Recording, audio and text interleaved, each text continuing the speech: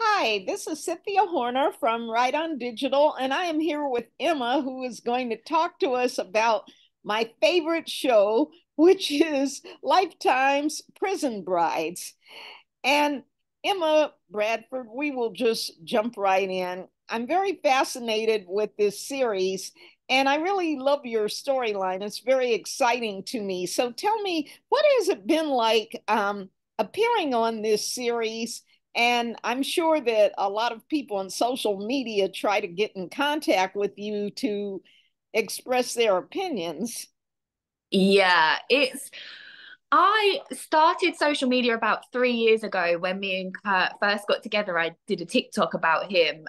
So I've been documenting my journey, but since it's gone out there, it has been a whirlwind. I have had all sorts of opinions and not so nice things said to me. So yeah, it's been crazy to say the least. Wow. Now, you said that some people have said things that are not very nice, but I feel that people should be able to do what they want to do. If you're comfortable with your decision, this is your life. It's not anybody else's life. And that's something that has to be taken into consideration. And I think that there's probably a lot of people who can relate to these stories because I think that there are other people that have been in these situations. Yeah. So that's kind of the flip side of it. So I have some people that are not so nice, but then on the flip side, you have for every nasty comment, there is 100 more that are positive and that say thank you for sharing your story because I've got a family member in prison, or I've got a friend in prison, or it's just making people in prison be more human, and just let everybody know that these people are real people and that yes, I can understand why you might judge, but the whole thing of the show, I hope by the end of it, whatever you thought at the beginning, I hope that we change your mind by the end. Well, my story anyway. Mhm.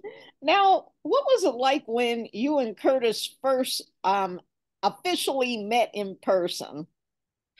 it it was literally like the strangest thing ever. One, because I was in a prison in America. I was thinking, what on earth am I doing here? Like, what? But meeting him in person, it was just like I had known him forever. I wasn't nervous, I wasn't shy. We just sat down. Unfortunately, when I first did meet him, there was like plastic in the middle of us because it was Right. COVID. So there was no like touching each other or anything. But yeah, meeting him for the first time, I just knew it. Yeah, it just felt like I'd known him forever, and that everything that I had done was worth it. Uh-huh. Now, what are some of the great qualities about Curtis that you can share with us? Yeah, of course.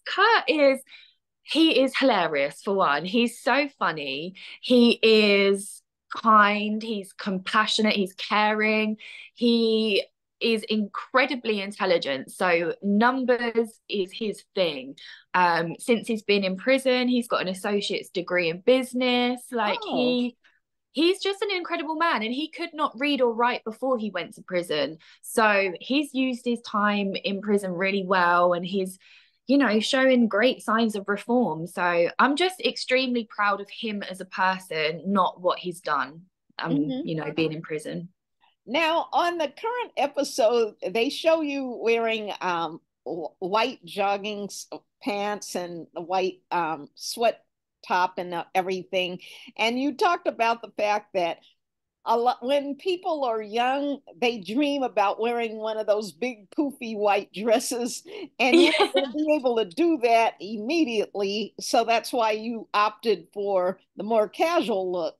But in terms of your clothing, I thought it was a really cute outfit. So, can you talk about where you got it or the story behind the outfit? Yeah, of course. So you just touched on it actually a little bit. I have always wanted to wear a big puffy dress with the trail and the headpiece and everything else, but I knew that wasn't going to happen the way that we were doing it. And I kind of said to myself, I know that we're going to get married on the outside again.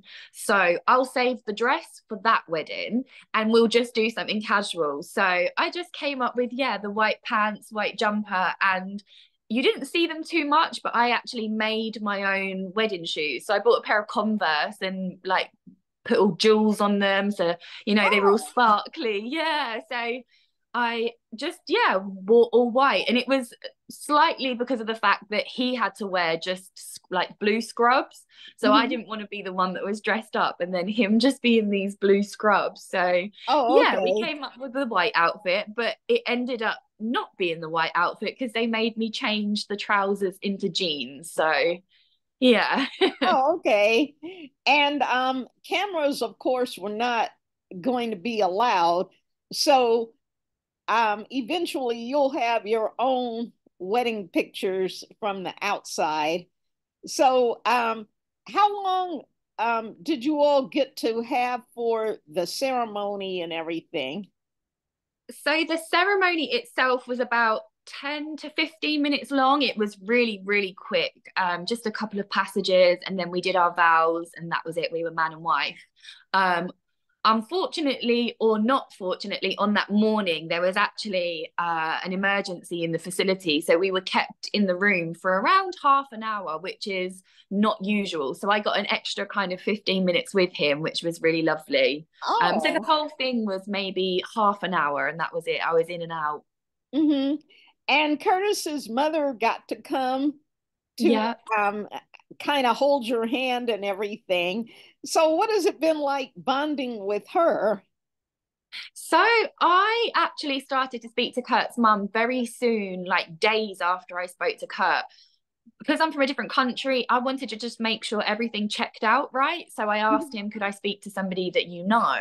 And he said, yeah, of course, you can speak to my mum. So about 3 or 4 days later, I'd FaceTimed his mum, and we've been literally best friends ever since. It's been amazing. Like, she's just an incredible woman. She really is. And I'm so blessed to have her. And it's just a bonus of Kurt, really, having such an amazing family that I've been welcomed into. It's been the best thing probably that I've ever done. It really Oh, has. okay. Now, what encouragement would you give other people that might have become a pen pal with somebody that's incarcerated? Because I've I would say actually had friends that have done it before. Yeah. I would say don't ignore the obvious red flags. So I'm sure everybody's heard of it. There are felons that use women on the outside for money and things like that. Um, I would advise not to send big lots of money across to these men. I would advise to do your research properly, look at all of their court documents, look at everything online, because it's easy for him or whoever you talk to say, well, I didn't do that. Which I think a lot of them do. So it's always good to really just do your research, do your research, do your research, try and speak to family and friends, and just be cautious. Just remember that this man is in prison. And there are games that they like to play. So I just think you just have to go in with it, like I said, with a bit of common sense. If things don't feel right, then they probably aren't right. If he's saying I love you after a day, is that really real? Who knows? So yeah, I just say trust your gut instincts with it. Have fun, but just be careful. Oh, okay. That's really great advice. Now, in the meantime, how much longer will he be incarcerated? Or is that still kind of up in the air? No, we've got a date. I'm not going to say the exact date because you're going to see it on the show, but we are down to our final days Oh, right now. great. Yeah, it's so, so, so soon. I cannot even contain Wow, my that's excitement. that's that's excellent. And Yeah. how long have you been in the United States? Because I know that you're from England, which is one of my favorite places to visit. I've Ah. been there a dozen times, but have you how long have you actually been here? So I've been here now for just over 2 months. But Oh, before I was here, obviously here, I would fly to see him every 8 weeks. So every 2 months I would come over, and I was doing that for 3 years until we just closed the distance. Yeah, and I oh, come here for good. okay. So the food is very different in the United States. Which foods do or menus do you miss from being from having lived in the United Kingdom? Oh, I don't think we've got enough time for me to sit and tell you everything that I miss. I miss the first thing that pops to my head is bread and cheese.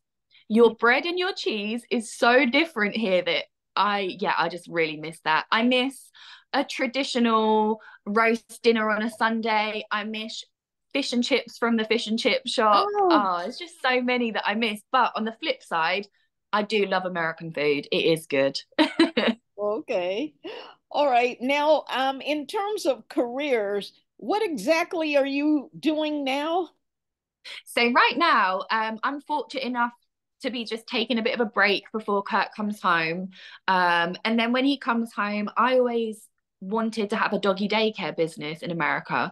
So that will be what I will start to be looking into when he's home. Because obviously he knows a lot more about starting businesses in America than I do with his, especially now with his degree. So yeah, a doggy daycare business is something that I will be venturing into.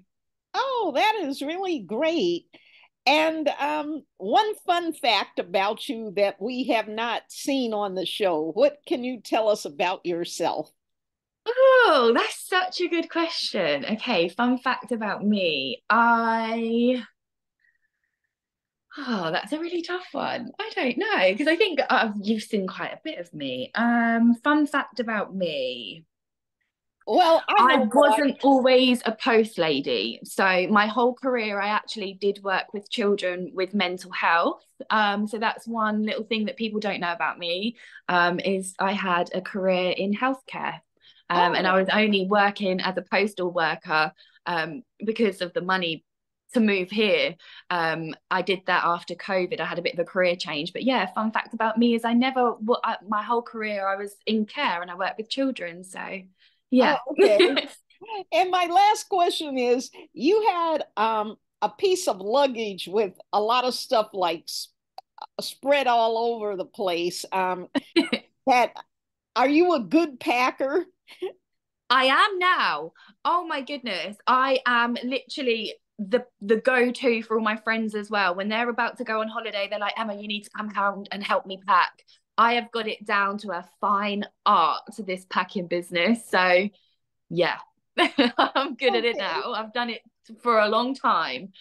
Well, I want to thank you so much for this interview for Right on Digital, and I am keeping my fingers crossed. I can't wait to see what happens on future episodes, and I It's will. starting to get juicy. So yeah. Yeah, I just can't wait. And congratulations.